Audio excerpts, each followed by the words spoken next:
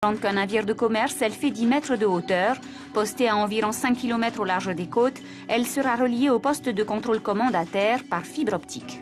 Le groupe Synergie a identifié notamment les énergies marines renouvelables comme une source de croissance parce qu'elle permet d'avoir une énergie donc à un coût bien sûr faible, plus faible, mais aussi avec un impact environnemental faible.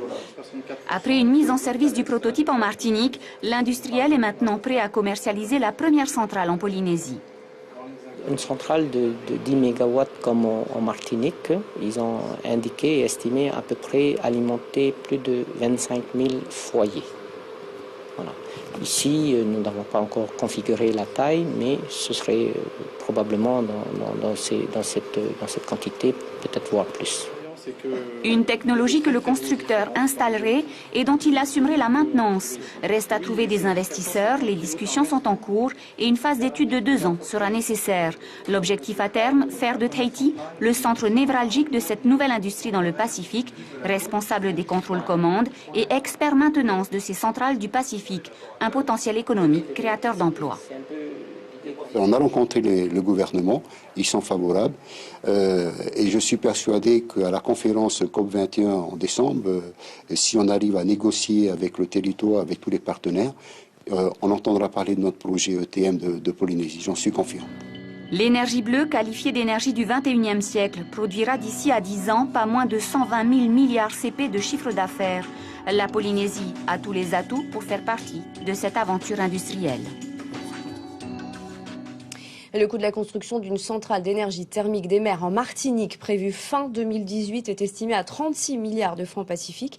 La centrale pourrait alors alimenter 25 000 foyers. Sylvain de Mullenheim, bonsoir. Bonsoir. Merci d'être avec nous ce soir. Vous êtes le directeur du développement des énergies marines au sein du groupe DCNS, ancien chef de cabinet donc, spécialisé dans l'industrie navale et militaire, mais aussi dans l'énergie et les infrastructures marines. Ça fait déjà plusieurs années maintenant que l'on parle d'énergie thermique des mers en Polynésie, mais le coût reste un obstacle de taille. 36 milliards pour alimenter 25 000 foyers en Martinique. Comment pensez-vous que la Polynésie va pouvoir se l'offrir uniquement grâce aux investisseurs privés ? Uniquement grâce aux investisseurs privés, c'est déjà le cas à la Martinique, puisque ce projet est porté par un client privé qui s'appelle AQ Energy, et c'est lui qui a ce projet-là. Nous travaillons pour lui. Et en Polynésie, ça pourrait être qui? Est-ce que vous avez une idée déjà, aider des membres du cluster? Alors, j'ai rencontré en l'espace d'une semaine, je ne pense pas avoir jamais rencontré sur un territoire autant de gens en si peu de temps et aussi attachés à vouloir développer un projet énergie marine. C'est très rare et c'est tout le mérite du cluster maritime. Nous sommes bien placés pour savoir que ce type d'outil est particulièrement important. Aujourd'hui, il est naturellement trop tôt pour vous dire qui, mais je ne suis pas très inquiet sur le fait qu'un consortium privé sera capable à un moment de porter l'investissement. Alors c'est un gros investissement de départ, mais cela devient vite rentable ensuite, ou il faut attendre quand même quelques années avant que ça soit... Il faut attendre quelques années, naturellement. Les unités de production d'énergie, c'est un marché qui existe depuis très longtemps, que ce soit les centrales thermiques, des éoliennes. Chacune a ses propres caractéristiques, sa vie et ses modes de rémunération. Alors l'idée d'indépendance énergétique, elle est toujours bien sûr très séduisante. La Polynésie ne serait pas encore tout à fait indépendante qu'avec cette centrale, mais cela pourrait remplacer un groupe EDT par exemple, pour donner une idée concrète. Oui, l'énergie thermique des mers, enfin une centrale ETM peut effectivement remplacer un groupe thermique. L'ETM est stable, c'est-à-dire que alors que le solaire peut s'arrêter lorsqu'il n'y a plus de soleil ou que une éolienne peut s'arrêter lorsqu'il n'y a plus de vent, l'énergie thermique des mers ne s'arrête jamais. Elle utilise l'énergie de l'eau chaude et de l'eau froide. C'est pour ça que vous la privilégiez au solaire, par exemple. Alors nous, on privilégie rien, on développe cette technologie-là et sa force, c'est sa stabilité. Elle n'est pas intermittente. Alors concrètement, une cellule de réflexion va se pencher sur le projet pendant environ 6 mois, c'est ça ? Dans un premier temps, oui, 6 mois. Les différents acteurs du cluster et d'autres qui sont intéressés par ce projet. L'idée, c'est de recenser les études qu'il y a à faire. C'est de recenser qui veut faire quoi, quand et comment, pour arriver à dessiner ce que serait le projet et pour ensuite le démarrer début 2016.